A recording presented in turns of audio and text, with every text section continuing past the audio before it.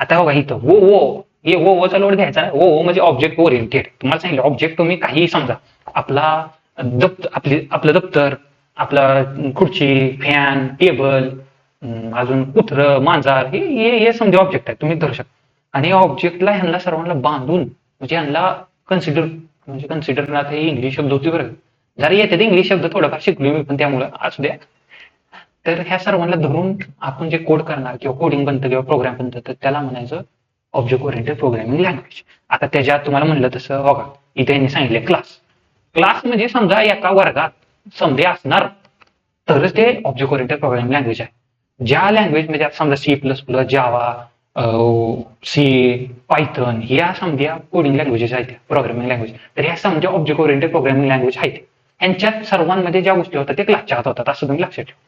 जे आहे ते क्लासच्या आणि जे आहे ते या सर्व ऑब्जेक्टांना धरून त्याला म्हणजे ऑब्जेक्ट ओरिएंटेड प्रोग्रामिंग लँग्वेज. जाऊया पुढे. आता युझिंग जावा ठीक आहे. आता घुसल्या आपलं जरा मेन मुद्द्यात आलोया. तर तुम्हाला आता जावा मशीनवर रन करायची, तर त्याचे एक डेव्हलपमेंट किट असतं, ते लागतं. जावा सॉफ्टवेअर डेव्हलपमेंट किट. म्हणजे आता जावा ही कशी आहे तुम्हाला सांगतो. जावा ही JVM वर रन होती. आता JVM काय आहे म्हणतात? JVM काय नाही, ऑपरेटिंग सिस्टीम सारखा माणूस. समजा ऑपरेटिंग सिस्टीम नाही, ऑपरेटिंग सिस्टीम सारखा माणूस. जे आता ऑपरेटिंग सिस्टीम काय करत होती, आपल्या फोन मधले समधी गोष्टी हँडल करायची. बाबा मेसेज कोणाला पाठवायचा, नोटिफिकेशन, हे ऍप उघडायचं, ही कट करायचं, ही व्हिडिओ लावायचं, व्हिडिओ थांबवायचं, ही समधी काम ऑपरेटिंग सिस्टीम करत होती. तसंच जावाचा बाबा कोड तुमचा रन करायचा. कोड मध्ये काय तुम्ही गोळ केला, कुठं बाबा वरचं खाली खालचं वर लिहिलंय, या समध्या गोळवर किंवा ह्याच्यावर ध्यान ठेवणारं आणि आपल्या जावा कोडचं त्या ऑपरेटिंग सिस्टीम सोबत संबंध ठेवणारा मधला माणूस म्हणजे की JVM, असं तुम्ही लक्षात ठेवा. ऑपरेटिंग सिस्टीम आणि प्रोसेसर म्हणजे आता हार्डवेअर लक्षात ठेवा. मेन महत्वाचा माणूस हार्डवेअर.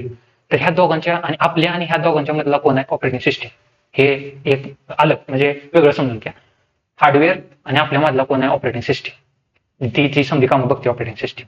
आणि आपला जावाचा कोड आणि ऑपरेटिंग सिस्टीम. आता जावाच्या कोडला पण आता आपण जावाच्या कोडमध्ये काय सांगणार? आता समजा ऍप्लिकेशन आहे, लाईट मारतात झकमक, तर त्यात आपण लिहिणार बाबा काय तर कोड लिहिणार लाईट मारायसाठी. तर तो पण कोड ऑपरेटिंग सिस्टीम काय करणार? बायनरी मध्ये कन्वर्ट करून हार्डवेअरला सांगणार. आता हार्डवेअरला काय सांगावं लागतंय? आता आपली लाईट कुठं लागून आहे? बल्ब मागं जास्त मोबाईलचे, ते कुठं लागून आहे? हार्डवेअरवर लागून आहे. आणि त्या बल्बाला काय भेटणार आहे? Electric power. तेव्हा जाऊन ती बल्ब चमकणार. आणि समजा ते काम कोण बघतंय हार्डवेअरचं? Micro processor. मग मायक्रो प्रोसेसरला जे सांगायचे बाबा लाईट बिल मार, तर ते काम आपल्याला सांगायचंय. मग आपण ते कशातून सांगणार? आपल्या जावाच्या कोडमध्ये आपण टाकणार, या असा कोड टाक हे लाईट चमकायचा कोड, ते लिहिणार कोड.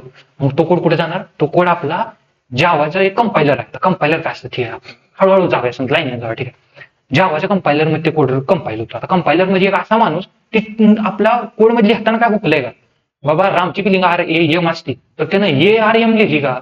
मग हे चुकीचा का बरोबर आहे? सिंटॅक्स आपला जावाचा हे बघायचं काम करतं जावाचा कंपायलर. मग एकदा जर आपला कंपायलर नेट आहे, तर जावा काय करतं? त्याला एक डॉट क्लास, आता एक ते फॉर्मॅट असं समजून घ्या, पुढे बघू त्याचं काय लोड येऊ नका. आता डॉट क्लास मध्ये कन्वर्ट करतं.